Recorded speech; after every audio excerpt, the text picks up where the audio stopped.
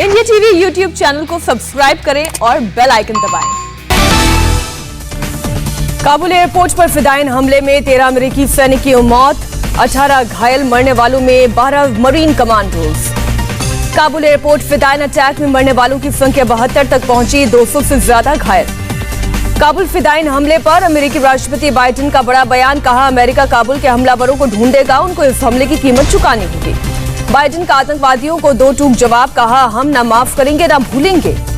Biden ने कहा बड़े सैन्य अभियान के बिना आईएस के आतंकवादियों को खोजा जाएगा और हमला करने वालों को सबक सिखाया जाएगा।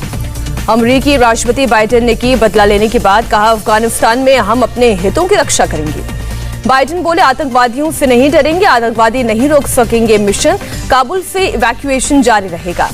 देश के नाम संदेश देने के दौरान जो बाइडेन हुए भावुक, मारे गए अमेरिकी सैनिकों के लिए रखा मौन।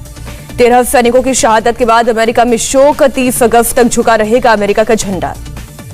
फिदायन हमले के बाद काबुल एयरपोर्ट पर मची अफरा तफरी, जान बचाकर भागते नजर आए सैकड़ों लोग। आत्मघाती हमले के बाद आतंकवादियों ने की फायरिंग, जवाबी कार्रवाई में तालिबान लड़ाकों ने भी की फायरिंग। कल शाम एयरपोर्ट के एबी गेट पर हुआ पहला ब्लास्ट, कुछ ही देर के बाद एयरपोर्ट के नजदीक बैरन होटल के पास हुआ दूसरा धमाका। 3 में से 2 फिदायन ने काबुल एयरपोर्ट पर किया हमला, एक ने खुद को उड़ाया, दूसरे ने गोलियां चलाई। आईएसआईएस खुरासन ने ली काबुल एयरपोर्ट पर फिदायन अटैक की जिम्मेदारी। कुछ दिन पहले ही काबुल एयरपोर्ट के बाहर से पकड़े गए थे आईएसआईएस के 4 आतंकवादी। आईएसआईएस ने जारी की हमले में मारे गए आतंकवादी की तस्वीर।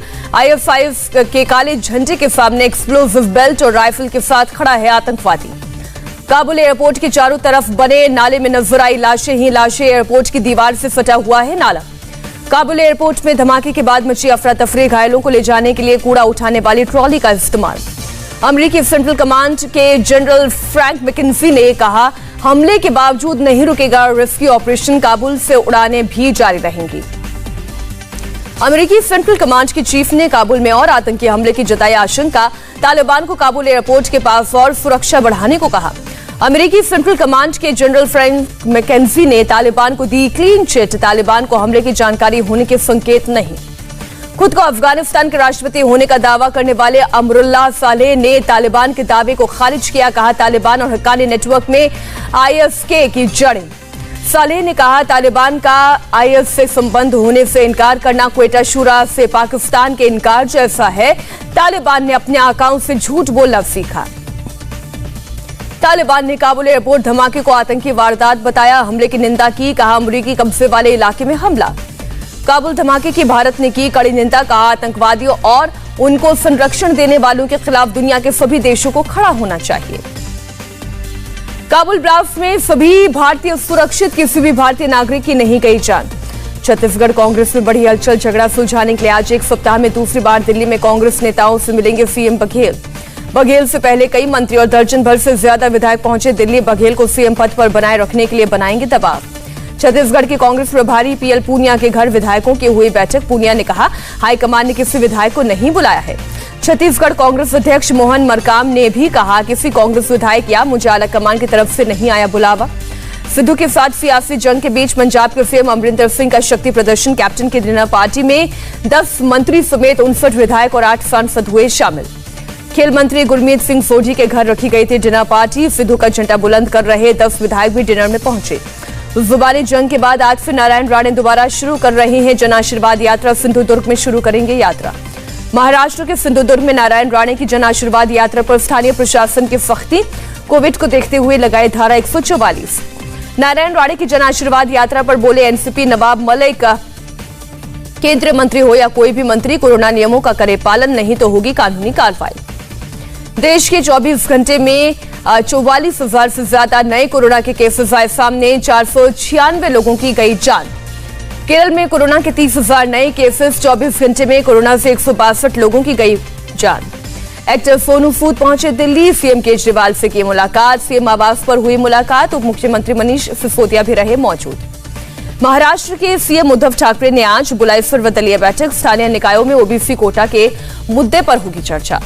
तकनीकी खराबी के बाद बिहार के बक्सर में चिनूक हेलीकॉप्टर की लैंडिंग, हेलीकॉप्टर में वायुसेना के 20 से अधिक जवान थे मौजूद। बीएचयू कैंपस में 2 छात्रावासों के छात्रों के बीच हुई मारपीट, एक दूसरे पर फेंके गए पत्थर, फिलहाल हालात सामान्य। नोएडा में एक महिला का मोबाइल छीनकर भागे बदमाश, पुलिस ने एनकाउंटर के बाद किया गिरफ्तार, एक बदमाश के पैर में लगी गोली। राजस्थान के झुंझुनू में दिन दहाड़े फायरिंग से हड़कंप, 20 लाख रुपए की फिरौती मांगने आए बदमाश। नासिक में किसानों ने सड़कों पर फेंके टमाटर, सही दाम न मिलने के कारण किया विरोध में प्रदर्शन।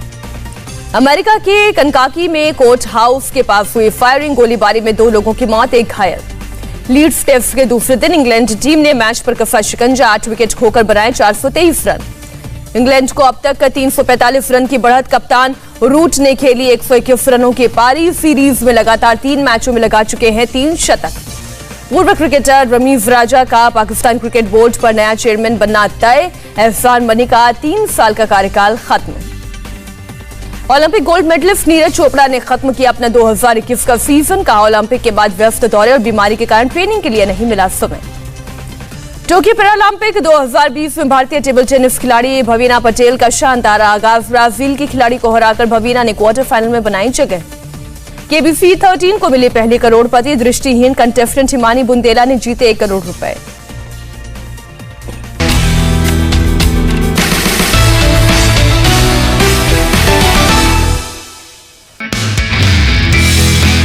नमस्ते, मैं हूं मीनाक्षी जोशी। वीडियो और खबरों से अपडेट रहने के लिए India TV YouTube channel subscribe करें, बेल आइकन दबाना ना भूलें। जुड़े रहें इंडिया टीवी के साथ।